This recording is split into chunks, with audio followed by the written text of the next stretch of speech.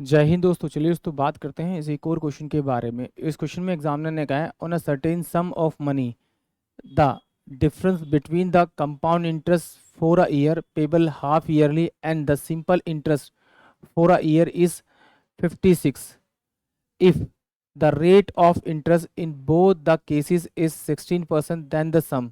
यानी कि एग्जामिनर ने क्या कहा है, उसने कहा on a certain sum of money the difference between the compound interest for a year payable is half yearly and simple interest for a year is 56 if the rate of interest in both the case is 16% then the सम।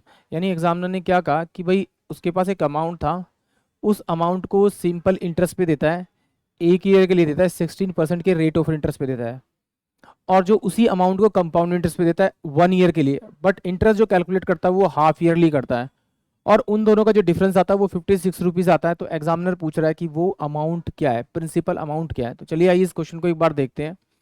देखिए, माना कि वो amount जो है वो आपका amount 100 रुपये है।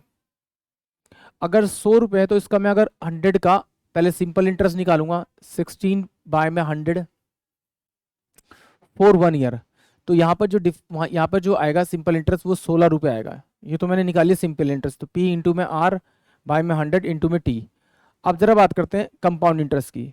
अगर मैं कंपाउंड इंटरेस्ट की बात करूँ तो यहाँ पर जो दे रखा है मुझे हाफ ईयरली दे रखा है। हाफ ईयरली का मतलब है कि आप 6 महीने को यहाँ पे ईयर कंसिडर करेंगे, और अगर ईयरली आपको रेट ऑफ इंटरेस्ट दे रखा है तो उसको हाफ कर देंगे। तो यहाँ पर तो पहले मैं इसकी रेट ऑफ इंटरेस्ट को हाफ करूँगा 2 से, तो ये कितना हो जाएगा मेरे पास में 8%, और ईयर मेरे पास की क्या, हाफ ईयरली, तो इसका मतलब मेरे एक साल के अंदर 2 साल बन जाएंगे अब 6-6 महीने के। तो इसका निकालूंगा तो मेरे पास में ये 8 रुपीज़ आएगा, इसका इंटरेस्ट 8 रुपीज़ आएगा, और इस 8 का मैं निकालूंगा तो 8-8 64 यानी 0.64 ये मेरे पास में टोटल आ जाएगा। अब मैं देखो ये 16 रुपये, ये 16 रुपये कट जाएगा तो 0.64 ये इसकी क्या आ जाएगी, वैल्यू आ जाएगी, डिफरेंस आ जाएगा इसके कंपाउंड इंटरेस्ट का और सिंपल इंटरेस्ट का डिफरेंस क्या, 64 आया। बट एग्जामिनर क्या कह रहा है, ये 56 है, तो इसको मैं इधर भेजूंगा तो ये डबल जीरो इधर चल जाएगा। तो मैंने क्या किया, 8-8 64 और 8-7 56, 56, इससे मैंने इसको डिवाइड कर लिया। तो मैं इसको लिख सकता हूँ कि 700 अपोन में अगर मैं इसे 8 करूँ तो मेरे पास यही वैल्यू आएगी मल्टीप्लाई करने पे 0.64 को। तो इसी से डायरेक्ट आप इसको मल्टीप्लाई कर दीजिए तो आपको आपका प्रिंसिपल अमाउंट मिल जाएगा। तो यानी कि 100 इंटू में 700 अपोन में 8, तो 4 दूनी 8 और 4 2500, और ये कितना हो जाएगा आपका 50। तो 25 पंजे 125 यानी 1250 इंटू में 7, 0 5 7 35 3 12 पंजे 60 12 6 72 82 84 85 6 87 87, यानी कि जो प्रिंसिपल अमाउंट होगा वो 8750 होगा।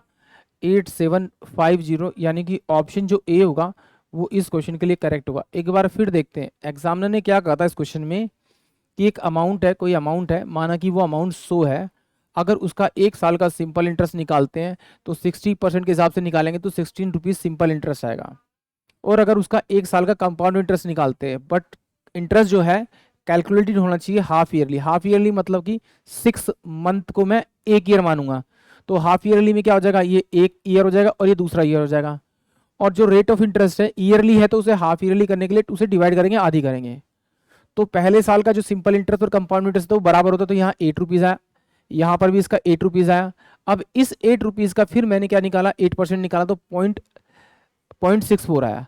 तो जब मैंने इन दोनों को जोड़ा और इससे डिफरेंस किया तो मेरे पास 0.64 का डिफरेंस आ रहा है, और 0.64 को अगर मैं मल्टीप्लाई करूंगा 700/8 से तो मेरा यही 5600 बनेगा। तो सॉरी, ये पॉइंट नहीं होगा क्योंकि पॉइंट तो मैं हटा चुका उधर भेजकर। तो 64 को अगर मैं 700/8 से मल्टीप्लाई करूंगा तो मेरे पास में यही आएगा। तो इसी नंबर से मैं क्या करूंगा, उस ऊपर वाले यानी 100 को मल्टीप्लाई करूंगा तो मेरे पास जो वैल्यू आएगी 8750 आएगी। आई होप आप सभी को क्वेश्चन समझ में आया होगा। जय हिंद, जय भारत।